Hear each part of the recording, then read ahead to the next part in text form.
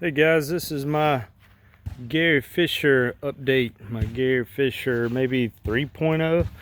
This bike's about a 2009, 2010 model. I bought it new, rode it, for a while, quite a while, long time as a mountain bike. Parts started to get old on it. The bike started to get outdated a bit. It's a 26-inch wheeled bike. So there was a point a few years ago, maybe two or 3 years ago, that the shock was blown out. It was a low-end shock, and low-end components and things were worn out on it. So I converted it to a rigid front end and actually a single speed. But I had it set up to still trail ride and do a little bit of jumping actually. But you can check out my other video with that version of it. It had different tires and some different stuff. That made it fun for a couple more years until I was able to buy a new dedicated trail bike, which I did. So this bike it was that single speed trail bike, but now that I've got a new trail bike, I was looking for something new to do with this one. So enter your gravel bike slash monster cross, whatever you want to call it. It's just fun. I made something that was useful to me, gave the bike a new life once again, and it's fun to exercise, around the neighborhood, around town. It's not a road bike. I'm not really much into road bikes. I don't want to ride the road so much. I'm scared I'm gonna get run over by a car. So but I did switch the tires out to these Maxxis, what do they call them, the DHS, the Maxxis wheels that are DTH.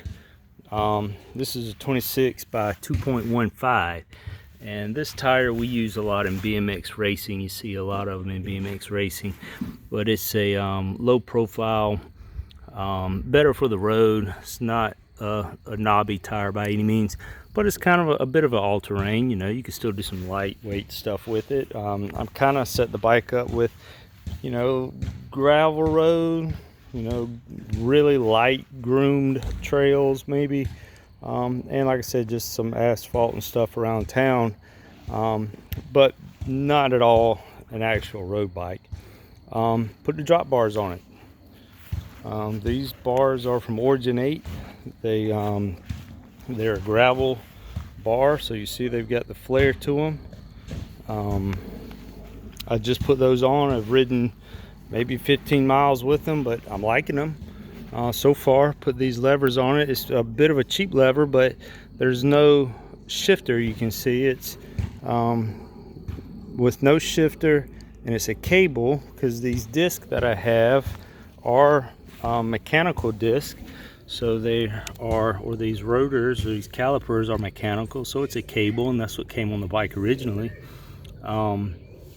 So these levers are designed to work with a cable pull caliper. So the pull ratio is a little different on these mountain bike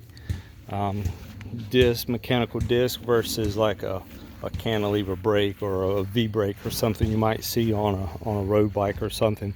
But I got them without any kind of shifter on it because I am still running a single speed. The single speed gear is just put it in gear and go.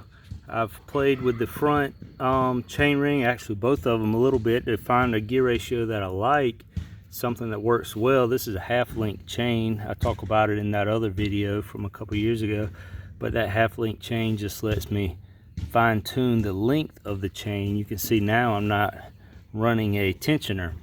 I finally found a gear ratio that works. I think this is a 40 by 16 or 17, 40 by 17 maybe, but that ratio, that size chain ring with this chain and this chain stay length, I'm able to run the bike without a tensioner. For a while, when it was in the other configuration as a trail bike, my gear ratio was different, and I had to run a tensioner because it was too slack or too tight. So to get it to fit, it was too slack. So I had a tensioner on here that just lifted that up, and it worked out fine. But when I went to more roadish and changed the gear ratio to something a little bit higher, I just fell into the right ratio to make the chain work without a tensioner, and it's working well.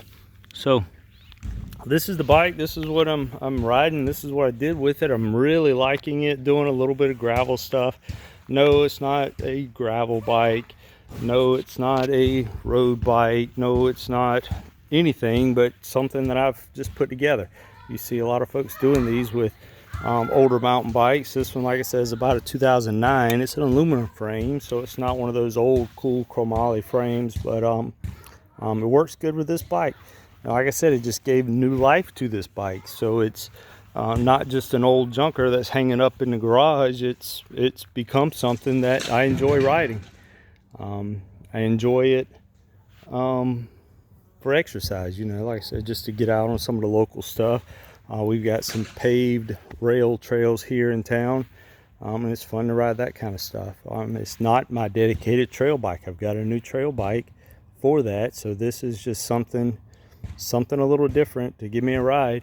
I did go to talk a little bit about these drop bars. I wanted to try the drop bars for the different hand locations that you have.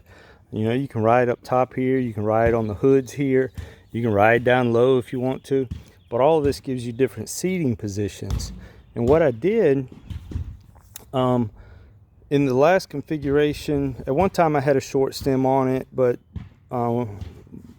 just before I put these bars on, the last flat bars I had about 110 millimeter stem, so it was a long stem. So putting these bars on, the hood reach was really far out there. I didn't quite like that, but by putting this shorter stem back on, now when I ride up top, I'm actually sitting more upright than I was with my flat bars. And then when I get onto the hoods, I'm a little more stretched out than what I was even with the long stem. This is still a little bit more, but it feels good. It's a good spot. And then of course you can get down low if that's what you want to do. But you've just got more options, more places to put your hands and do stuff. And I like it. It feels good. And like I said, riding up here actually sits me more upright than with my flat bars I had on. So the drop bars are fun, and it gives it something new, gives it a new feel. Feels like a totally different bike, and it's working well. I'll point out that mount that I've got there.